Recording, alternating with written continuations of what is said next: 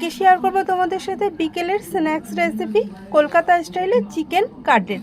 Boneless chicken নিয়েছি, chopper বোর্ডে chop করে নিয়েছি। একটা মিক্সার জারে ধনে পাতা, পুদিনা পাতা, কাঁচা লঙ্কা, রসুন, আদা অল্প একটু জল দিয়ে মিহি পেস্ট করে নেব। এবার কিছু স্লাইস রুটি নিয়েছি, ব্রেড ক্রাম্বস আমি ঘরেই বানিয়ে নেব।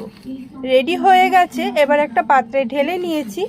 এবারে মাংসটা বড় বাটিতে নিয়ে নিলাম বাটা মশলা, গোলমরিচ, চাট মশলা, নুন, হলুদ, চিকেন মশলা, ব্রেড ক্রাম্বস 2 চামচ ভালো করে মাখিয়ে নেব।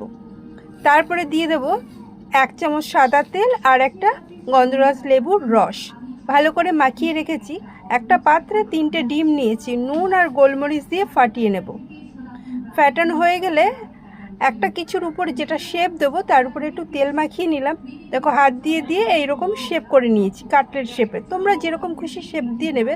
প্রথমে ডিমের গোলায়, তারপরে ব্রেড ক্রাম্বসে, আবার ডিমের গোলায়, আবার ফের ব্রেড ক্রাম্বসে ভালো করে চেপে নিয়েছি। এবার আবার একটু শেপ দিয়ে নেব। এইভাবে সবগুলো বানিয়ে রেডি করে নেব। সব হয়ে গেলে 2 ঘন্টার জন্য আমি ফ্রিজে রেখে দেব।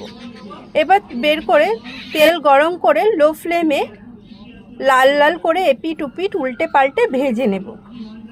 ভাজাভুজি তো তোমরা ভালোই জানো, আমার থেকেও ভালো হয়তো জানো। ব্যাস এইভাবে লাল লাল করে সবগুলো ভেজে তুলে নেব।